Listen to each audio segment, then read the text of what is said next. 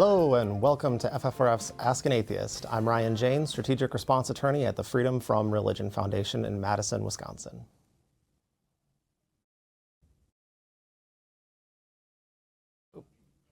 And Mark's mic doesn't seem to be working. You can try that, but this is Mark Dan, our Director of Governmental Affairs in Washington, D.C. And so while we see if Mark can get the little tech glitch figured out on today's show. Okay. How's that? You're back. All right. Sounds good. All right. So without any delay, we have on today's show, we have ex-Mormon and atheist Utah State Senator Derek Kitchen with us. Senator Kitchen represents Utah's 2nd State Senate District, which includes most of Salt Lake City. We'll talk with Senator Kitchen about growing up Mormon, embracing atheism, becoming a plaintiff in a court case that struck down Utah's same-sex marriage ban, being elected to the Utah legislature, and having the LDS Church as your constituent. Senator Kitchen can be found on Twitter at Derek Kitchen. And if you have questions for Senator Kitchen, you can ask them in the Facebook comments or send an email to askanatheist@ffrf.org. And remember, FFRF is a 501c3 nonpartisan organization, so not only do we happily accept your tax-deductible donations, we also do not and cannot take sides on partisan elections, and we don't necessarily endorse any such views that might be expressed here today. All right. Welcome, Senator Kitchen. It's great to have you here with us today. Hey there. It's great to be with you today. Thanks for inviting me. Fantastic. Well, you've led a very colorful life, and which is multifaceted, that I'm sure a lot of people are going to find very fascinating. So you were raised in a Mormon household, and what were some of your early experiences like with the church? Well, I like this question because Mormonism seems to be so foreign to a lot of the country. And I grew up here in the suburbs of Salt Lake City. And so certainly growing up in the Mormon LDS faith is a big part of my early experience in life. And I didn't realize that there were any other religions out there until I was probably about 10 or 12 years old, right? Wow. Because everybody I grew up with was Mormon. The faith and all of the doctrine was such an important part of my day-to-day experience as a child. Of course, our 3-hour commitment every Sunday to church, that was a big part of our weekly experience. But as well, just the way that I engaged with my friends and the parents of my friends, and it was a big part. I will say, my parents, while Mormon or LDS, right, they were considered Jack Mormon or I guess bad Mormons, right? And the reason for that is because my parents drank coffee, and my dad would, mow the lawn on Saturday with his shirt off, and it sort of it was a big red flag to a lot of folks in our neighborhood. Although we did attend church and it was a big part of my experience. When I was 8 years old, I was formally baptized in the church. And Mormonism, they wait until you're 8 to formally be baptized. Right. And so that was certainly my experience there. But yeah, it wasn't until I got a little bit older that things started to shift. And for sure, we can dive into that here in a moment. Yes, we will. And are there church teachings and practices that you think that propelled you into the person who you are today? Mormonism and Mormons generally like to think of themselves as family oriented, right? They think that they have monopoly on the idea of family. But certainly it is a big part of the experience. Obviously, building a big family was a big part of the early growth of the Mormon religion, especially as it migrated out west. Polygamy being a big part of the early story of Mormonism, as you may recall. And so the idea of family is so critical to the faith of Mormons. And that cultural component certainly carries over to non-Mormons here in Utah as well. And so I would say that while Mormons don't have a monopoly on family, it certainly is a big part of the cultural experience. And that's something that I hold very dear to me, right? Keeping family close, seeing them as an important part of my lifelong experience. And then the idea of being a dad, those things are pretty hardwired, right? So what happens when someone comes along and has a very different idea of family, and how does that react with the overwhelming culture in Utah? Well, I think a good case study is looking back to the year 2008. And Hmm. this was obviously a big election year with President Obama and Hillary Clinton and all of that, right? End of the George Bush administration. But you got to keep in mind, California on the ballot that year had the proposition, the question to overturn marriage equality. It became known as Prop 8, Proposition 8. Mormons here in Utah and around the country, they fueled that effort entirely. They were the financing mechanism behind Proposition 8, right?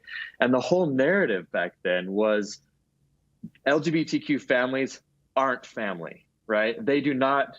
Our idea of family doesn't fit with their idea of family. And so Right. that was certainly a big approach from Mormons. And their ideas toward the queer and LGBTQ community has changed somewhat. We can talk about that a little bit later as well, if you'd like. But yeah, I mean, Mormons really think that, a father, a mother, and, 6 children is the ideal form of family, right? So how do you think your experiences are similar? And you alluded that you had a slightly atypical household. And how do you think your experience growing up was different to other queer kids who grew up in Mormon and in Utah? Well, I'm the oldest of 3 boys. Always been a pretty independent and, strong-willed person. I'll say that, you got to go back to, the early aughts, let's say 2001, 2002. And the idea of, homosexuality was certainly very foreign to myself until I got the internet, right? I think that we opened up the mailbox one day and had a little disc, right, with AOL. You could download it and then immediately be plugged into the internet. I was able at a very young age to get all of my questions answered, right? All of these big questions. Who am I? What do I want? Is God real? Is God not real? And all of a sudden find community in the digital space in a way that had never been accessible to a suburban kid in Utah before, right? And so I was about 12 years old when I discovered atheism and homosexuality. And both of them were demystified in a matter of hours, right? And then once I realized that maybe there's a bigger, broader community out in the world, my mind started going, right? Like, I'm not alone in all of these questions. And then obviously, as you start exploring these things, new questions, emerge, and your identity begins to shift. Of course, in early teenage years, there are already a lot of change happening, but with having so much information at my fingertips and being unafraid to ask questions, I think certainly maybe set myself apart from some of my peers. Again, I came out right around then, right? And of course it was rocky. It was its own struggle, internal struggle within my household before it even got out into the community, right? But I had friends that waited until they were 25 or 30 before coming out, right? So childhood friends that kept this locked in their heart for, a decade or so. And so I'm really grateful that I was able to not only explore myself, but come to terms with it and make peace with it, and do that early in life. That's fantastic. Was it just you? Did you have any support when you were coming out at such a young age, or was it just, you against resistance from your family and then from your community after that? The way parents approach children at this age is oftentimes like, you have these questions or you think you've made up your mind on this, but just wait until you get older, right? Right. And so that was certainly the approach that my parents carried with me. As I got older, about 14, 15, really my identity started to solidify. And so I think it was at that point that I began to want to maybe act on my identity a little bit more directly, that it became a little bit more challenging, just because my parents realized that, maybe it's not a phase that he's going to grow out of. And what on earth do we do with this kid, right? Around the same time, a lot of exploration and just sort of, trying to get questions answered. I remember my parents going through my bedroom and finding all the things that you might find in a teenage room, but one of them was, I like to write. I've always been a writer and a reader, but I had drafted up my own Bible, right? I had my own sort of philosophy on God and life drafted. And I think that, if memory serves me correctly, I got in more trouble for that than the idea of me being a homosexual, right? So that is burned forever in my memory, that traumatic evening of being in trouble. Yeah, that sounds pretty unpleasant. So it sounds like the Bible, or I imagine there was a little bit about non-belief in atheism in there, was more troublesome than being gay, is what it comes down to, it sounds like. Yeah, entirely. Okay. And so when you were running for office, did being an ex-Mormon help you better connect you with your constituents in Salt Lake, or was it a hindrance? Utah's a really unique place. Obviously, we have a lot of Mormons, and it's historically been, the theme of our community here. But at the same time, Salt Lake City is such a unique place because it's different than the rest of the state. Utah, we've elected a lesbian mayor. Right now, our city council is majority LGBTQ. We have, for a long, long time, prided ourselves on being a place of acceptance and diversity. And so, I think one thing that's special is that you have such a dominant force, cultural force in the Mormon church here in Utah. Right. It sort of creates fertile breeding ground for a strong counterculture. And so, I think me running as an out queer man, they didn't want to hear about my Mormon experience so much. It was more about me being non-Mormon that they liked, right? And so, right. And by the way, this, I'm able to represent my community because I look like my community and I share the beliefs of my community by and large, right? That's not to say that everybody in my district is a non-believer or non-Mormon, even for that matter, right? But I think certainly the reality that I am a queer man, I'm out and proud about it. I'm also a non-believer and out and proud about it. Allows them to see me as somebody that can go fight for the issues that matter using data and reason. And so it just never came up. Can I ask about your atheism? So a study came out yesterday from Pew that said that the new updated number is that 29% of adult Americans are non-religious, but the number who identify as atheists is still much smaller than that. So you said you discovered atheism when you were about 12. Was it sort of that you identified as atheist and said, I don't believe in God right from the beginning, or did you have more of a gradual process to get there? I really like this question. I'm a non-believer. I have spent a lot of time, especially in adulthood, cultivating my own spirituality, my own connection to life, and creating peace around meaning, broadly speaking, right? Or even peace with the idea that there are questions that we just can't answer, and it's okay not having an answer to them, right? But I would call myself a spiritual person. I have a really deep meditation practice. I feel like I have a good sense of self, and so I say all of that because atheism is just it's sort of a shortcut to the description of what I am, right? I don't want to have to sit down and talk about the universe and us as living creatures on this living planet and what that means for us in the long, the grand scheme of things. When somebody says, what are you, religiously speaking? Well, I'm an atheist. You want to talk more about it? Okay, great. Let's talk about it. But atheism for me, again, is just sort of that shortcut. And of course, I could say agnostic or what have you, a non-believer. And sometimes I choose those descriptors as necessary. But yeah, atheism is just sort of, it cuts to the chase. I will say, however, that the term atheist, it cuts a little bit harder to some people. Like it feels aggressive, I guess. Not to me, but to some people, I get that feeling. And so I'm guessing that broad category of non-believers in the United States would probably identify as atheist if it didn't feel like such a thorny term to use. Yeah, I totally get that. I've had people say to me like, okay, you don't believe in God, but you can't really be an atheist. So what would you say was harder? Was it harder to come out as a non-believer at that time, or to come out as gay? I know you said that your self-written Bible was a bigger deal than your sexual orientation, but in terms of coming out, which one do you think was more difficult?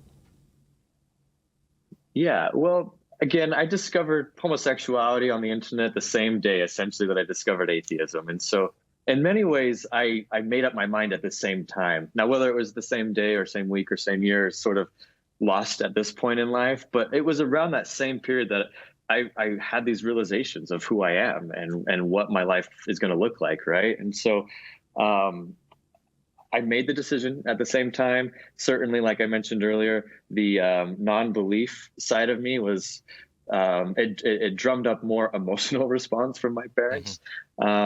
But yeah, I think I've always been a very comfortable person in my skin, and I'm not afraid to, go against the grain.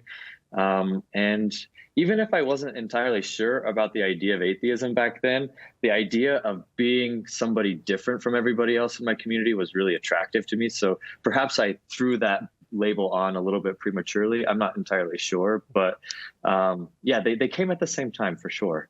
Okay. And do you think, being that sort of outsider in the Utah legislature now as the only out non-believer, are there any times that stick out in your mind when that perspective played a critical role in passing legislation or another legislative activity?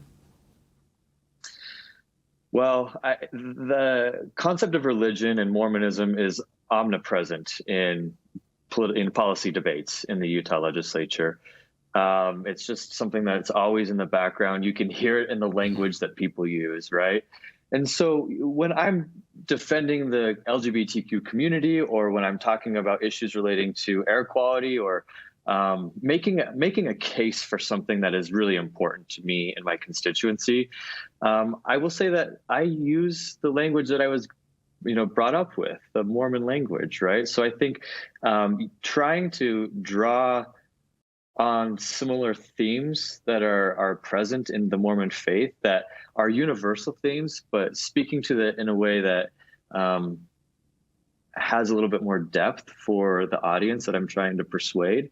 I've found some meaningful currency in that approach, right?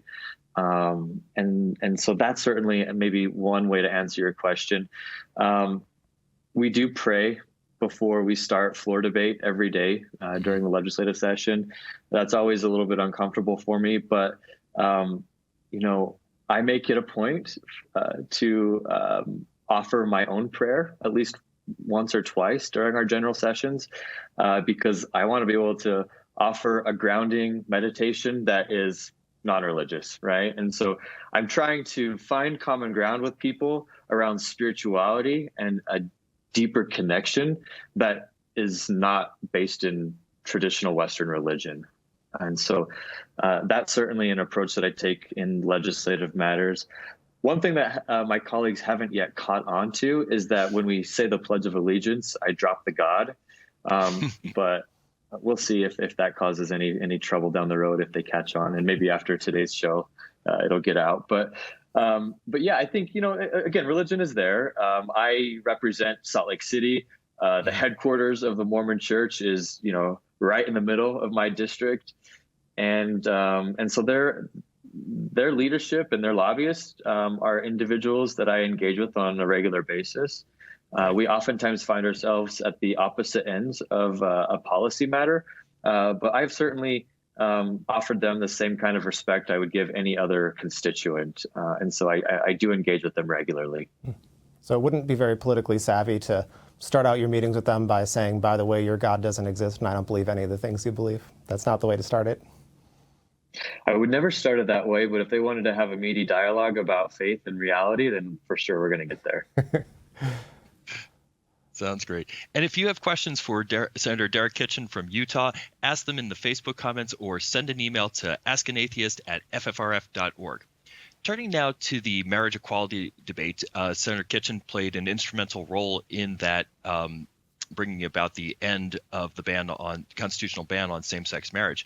So Derek, as a plaintiff in the landmark Kitchen versus Herbert that successfully overturned Utah's constitutional ban on same-sex marriage, you were in your early 20s, correct? Yeah, that's correct. I was about 23 years old. And that's an awful lot of pressure to place on someone who is fairly young. So what did it feel like to be relatively an unknown person one day, and then the next day when you became a plaintiff, you were slingshot right into America's culture wars? I think it's something that I was prepared for all the way back to my early days of coming out as a non-believer and as a gay kid, right? We're talking like 2002, 2003. Mm-hmm. I remember 2004, that election cycle was the year that in Utah, we had the question on the ballot whether or not to write into our state constitution the ban on gay marriage. And I very clearly remember my neighbors having yard signs out in front saying, "Protect marriage, keep it between a man and a woman," right? I remember when I was a kid, around 15 years old at this time, seeing that and feeling like really disenchanted with my community, feeling left out, feeling alone, because it seemed like I was the only one in my neighborhood or in my community broadly that thought that this was wrong, right? That the idea that we were even calling the question on whose family gets legal protection and whose doesn't was even something that we could contemplate. So I remember that being something that really burned me early, before I could even vote, right? The question of guns, God, and gays. That was the theme of the 2004 election. So fast forward to, 2012, 2013, I had just graduated from college, still very much an atheist, but also a lot more queer in many ways, more clear on my identity in that sense, and in a relationship, and really craving what a lot of 22, 23-year-old kids at the time were doing in my community, which was falling in love, crafting, the next steps in life, perhaps getting married. A lot of young people at this time also having children, at least in Utah, right? Young families. And so my partner and I had engaged with some attorneys and realized that we could perhaps launch a challenge in federal court against the state of Utah. And so we did just that. We filed a federal case. We sued our governor and our attorney general, claiming that Utah's ban on gay marriage violated our constitutional rights.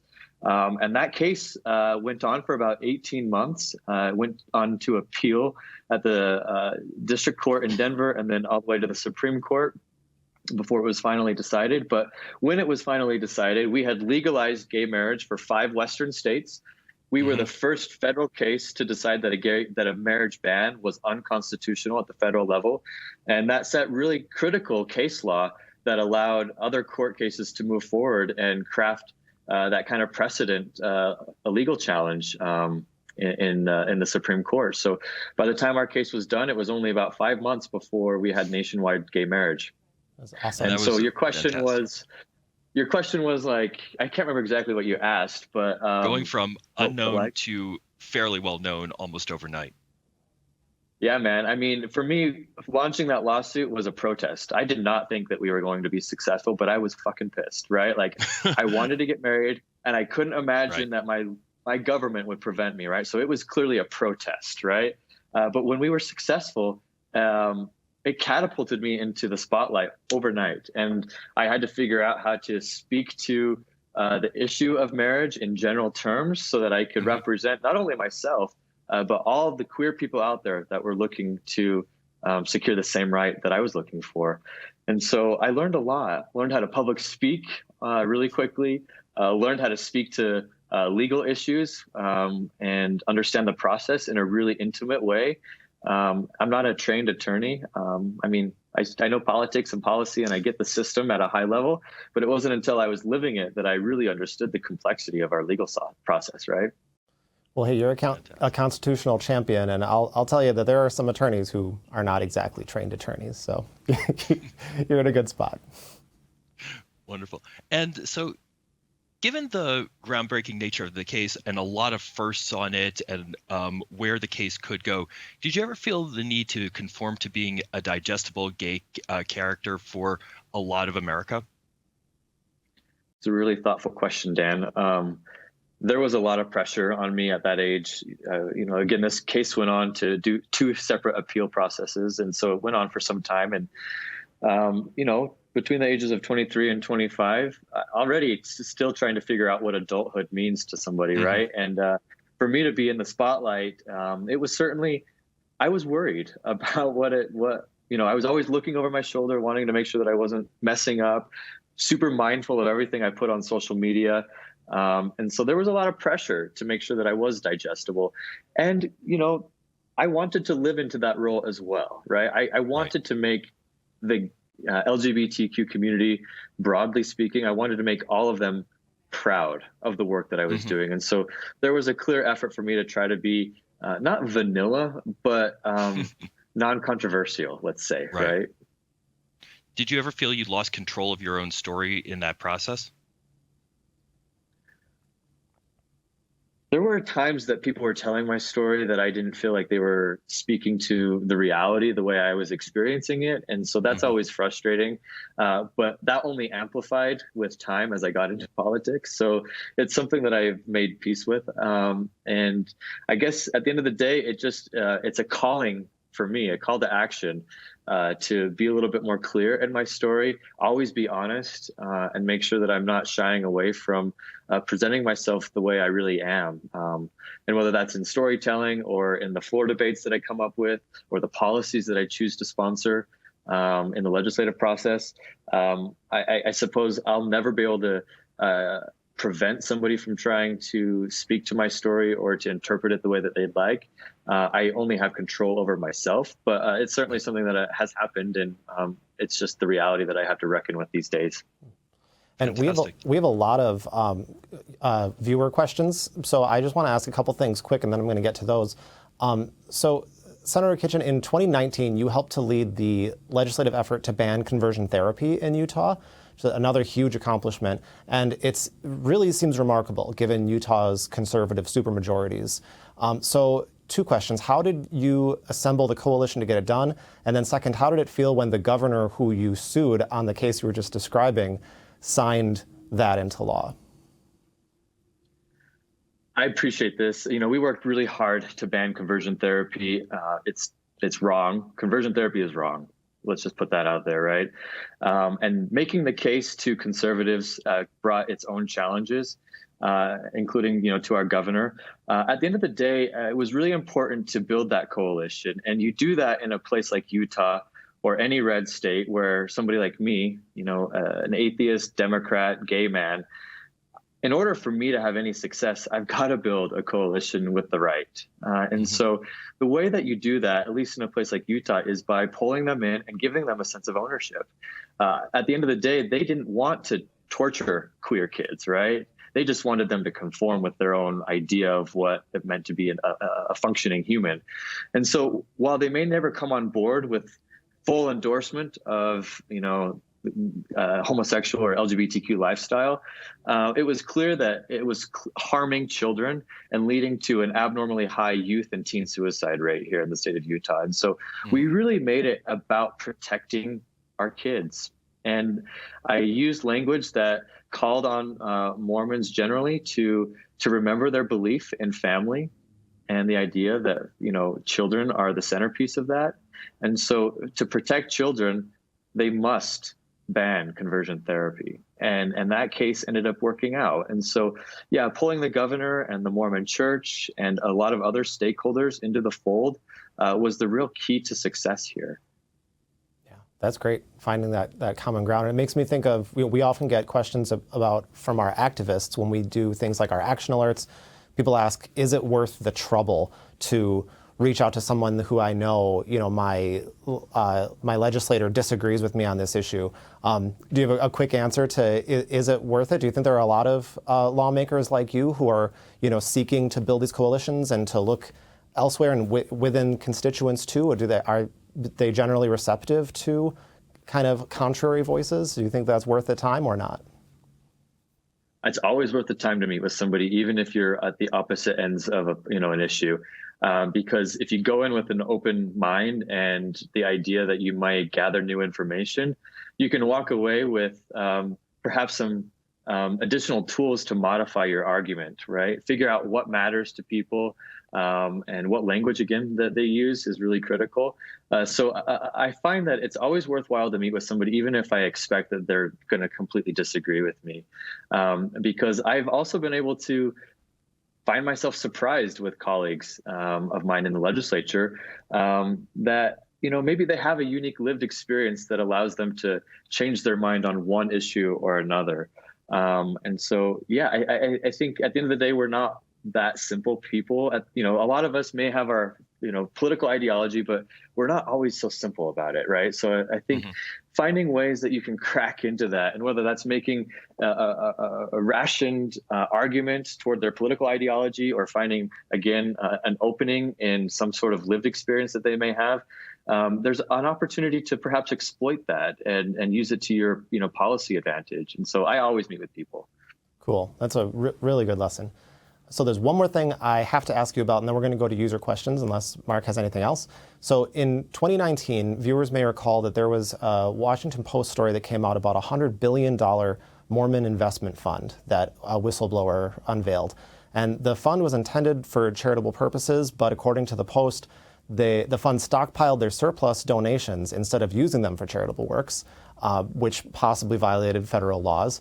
And so annually, as I understand it, the LDS Church has about $1 billion of surplus. And over 20 years, they channeled that surplus into the investment firm, and then that fund grew to $100 billion. So my question is, since their headquarters is in your district, they're your constituents, do you think there should be repercussions for the church for this hoarding of cash? I think that this is just another example that we need to be taxing churches, right? I mean, we all pay taxes. We all want good government. We all want to make sure our government has the resources that they need to execute their, the job of, taking care of people and a functional administrative process, right? We clearly need to start taxing churches, especially when they're going to be hoarding this amount of money and then turning around and then investing it and profiting off of it. So I think that that's the most clear takeaway right off the press, right? Another thing that's really important to note, in addition to all of that money they're hoarding, ProPublica recently published a report about the state of Utah and how our welfare system in the state of Utah and our Department of Workforce Services is cutting state administrative costs by pushing welfare recipients to the Mormon Church for services. And so I think that there's a really unfortunate relationship taking place between our state government and the church that we need to continue to not only explore, but to rectify. But at the end of the day, everybody is welcome to believe whatever they'd like. And, the freedom of association is something that I fundamentally believe in. And so I think that, it's fine for the churches to exist and to conduct, activities in the economy as they desire, but not at the expense of the general public, right? Yeah, makes a lot of sense. Absolutely. All right, so with that, I'm going to launch. We have a lot of interested viewers who asked some great questions, so let's get onto it. So the first question, when you were deconverting, how did you deal with the feeling of guilt? This person says, I felt like I was doing something wrong, although rationally I knew that I wasn't. Yeah, a lot of religions, they really lean on guilt and conformity, right? Again, I guess I'm just a bit of a rebel in my heart, and I perhaps have a good sense of self in some way. But the idea, guilt is something that I've dealt with before, but I always try to approach it with a sense of self-love. I care about myself. I want what's best for myself. I trust myself. And so I think embracing who I am fully and just trying to love myself through all of that has allowed me to workshop all of the feelings of guilt that I've carried. And so, yeah, I think just forgiveness and then, trying to love yourself. That sounds simplistic, and it does take a fair amount of work to get to that point. But, at the end of the day, we only have ourselves to lean on. And so it's really important that you show up for yourself. Yeah, well, I think that's remarkable. I mean, it's inspirational, but it's also just very impressive because you literally only had yourself at the time. As I can just picture a 12-year-old kid dealing with all these adults trying to heap this guilt on you. So kudos to you for being able to talk yourself through that. So Anne asks, can you say something about the sexism that you experienced in the LDS Church? I mean, this is a structural problem within the LDS Church, right? I mean, whether you're talking about, gay men or queer people generally, or women, right? So sexism is just always there. Women have internalized that in many ways, although there's a pretty large movement of women who are seeking ordination within the church. You may know a woman by the name of Kate Kelly. She's made national news over the years. She started an organization from within called Ordain Women, and she ended up getting excommunicated, of course. Yeah, you see the church cracking down on women that are beginning to assert themselves. And that's just sort of the political side of it. The nuts and the bolts of the way the religion operates is certainly built around gender roles and gender norms. And the man is the decision maker, and the women must conform to what the man says if you want to be a quote unquote good Mormon, right? And so, you see this in society at large. Of course, we're trying to work through that. And I think we're making some progress, but we still have a long way to go. I'm not entirely sure that the Mormon Church is going to be the ones to lead out on gender equity, but perhaps there's an opportunity. You got to keep in mind, the Mormon faith is one that they believe in a living prophet, right? And so their prophet has a direct line to God. So, they can change their mind anytime they like. You are quite the optimist. All right, Phil Monroe asks, did you have thoughts about joining another religion or RLDS before going atheist? Nah, I mean, Western religion generally, I developed an allergy to that early in life. I just want to think for myself. And that doesn't mean that I don't draw inspiration or find some comfort in the way that other religions or people of faith live their life or talk about, meaning beyond, this world. I enjoy those conversations, and I really appreciate the experience that people bring to those dialogues. But, I'm okay not knowing what comes next after death, and I don't need to have answers to the big questions in the universe. And so I've just never really needed that structural religion to give me any sort of comfort. Great. Continue with the lightning round we got going on here. Tessa asks, did you have to go on a mission trip before you left Mormonism? And if so, what was that like? I did not go on a mission because I left again the church pretty early. They send Mormon boys on a mission right after high school, so around 18 years old. Girls historically had to wait until they were 21, but I believe the church just moved that down to 18 or 19 years old. So I'd never served a mission. I have, a handful of friends that served a mission, came home, immediately left the church, and came out, right, as a queer person. And so, I have friends that had great experiences on their mission. I had friends that had terrible experiences on their mission. And so I think it just depends on the individual and, their mission companion and maybe where they go. But yeah, I never served a mission, and I'm grateful for that. Leaving the church, however, was a bit harder of a process, at least to do it formally, right? Once you're baptized, you're officially on the roll, and then they count you as one of their numbers. After Prop 8 in 2008, I was so mad. I was so angry at the church's involvement and the way that impacted my queer family in California, but also the narrative that sowed in our country generally.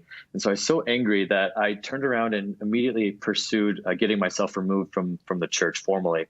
And that was a headache. It took probably 9 months.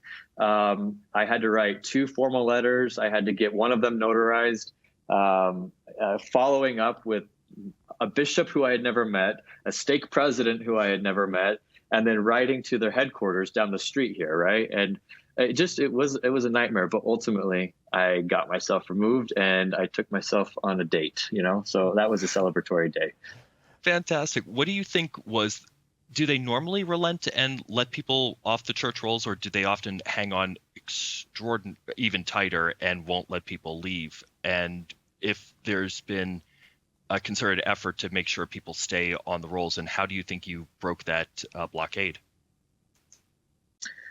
Well, there was a website a long time ago called MormonNoMore.com, and it mapped out the way that you could get yourself removed from the church rolls, because there is no formal process, right? There's no, like, you can't go to the Mormon.com and click unsubscribe, right? There's no way for them to do that. And so it was really challenging for me to navigate their own internal administrative process, right? And again, I was just determined. And so a lot of people who've left the church or don't consider themselves Mormon anymore are still are among the numbers, right, that the Mormons count. I just could not sleep at night knowing that I was one of their numbers, and they were counting me when they were out actively working against me and my family. And so, yeah, unfortunately, it's not so simple, and they did make it hard. And then when they finally did release me, I got a pretty terrifying pamphlet that warned me of the ecclesiastical matter at hand, and that I was taking all of my time and eternity into my own hands, and burn in hell, I guess. Wow. So here's another question, because speaking of, I think, so they could save you if they wanted to, right? So Jean Lucy asks, what do you think about the Mormon practice of posthumously baptizing Holocaust victims? Do you think they actually believe it's an act of compassion? I do believe that Mormons believe that it's an act of compassion. And I also know that they do what they're told. So if that's what they're told in order to stay in good standing with their church, oftentimes Mormons will just do it. And, that's a lot of religions, insist that. So it's not unique to Mormonism. But as far as like baptizing Holocaust victims, I find that to be incredibly offensive. And maybe I'll just leave it there. But that's incredibly offensive. Yeah, that's fair. All right, Sadie asks, do you think that what Joseph Smith created was more of a personality cult than a religion? Oh man, you're going to get me in trouble here with this question. It's certainly, yeah, I mean, it's built up around his personality. And then to this day, everything revolves around the personality of the prophet. And so, yeah, I think that it's sort of hardwired into the operating system of the Mormon faith. It's not all bad. I can't say everything about the faith is bad. They do have a lot of charity, and they certainly, want to create a sense of community among their membership. And there's some good things that come out of it. But at the end of the day, it is, certainly led by personality. We'll leave it there. Okay. FFRF co-president Dan Barker has a question. He wants to know if you are familiar with one of our favorite cartoonists, Steve Benson. He is the grandson of former Mormon President Ezra Taft Benson, who's now an ex-Mormon and an atheist. Yeah, I don't know this cartoonist personally, but I'm familiar with him. Okay. And then Heather Johnson asks, was public service always a consideration, or did your involvement in court decisions inspire you to run for office? And also, do you have any desires to run for national office? It was the gay marriage case that allowed me to see that I, as just a normal person, sort of a punk kid, right, and 24 years old, that I could change law at the federal level. And so that was certainly a boost of confidence, and showed me that I could do more if I wanted to. And so it was when that case came to an end that I took a month or so off, but turned around and realized I want to get involved, and I want to have more of a positive impact in my community. And so then I ran for the Salt Lake City Council in 2015 and joined the council the following year. And fell in love with, government, local government, things like zoning and housing and streets and trash collection and our sewer system and all of that stuff, right? And I learned so much about local government. And now that I was elected to the legislature in 2018, and now that I've been serving in the legislature for some time, I've gotten an even larger understanding of how state government works and where are the pressure points that I can make a meaningful impact on my community, right? And that feels really empowering. And so it wasn't until the case that I realized that I wanted to maybe craft a career out of public service.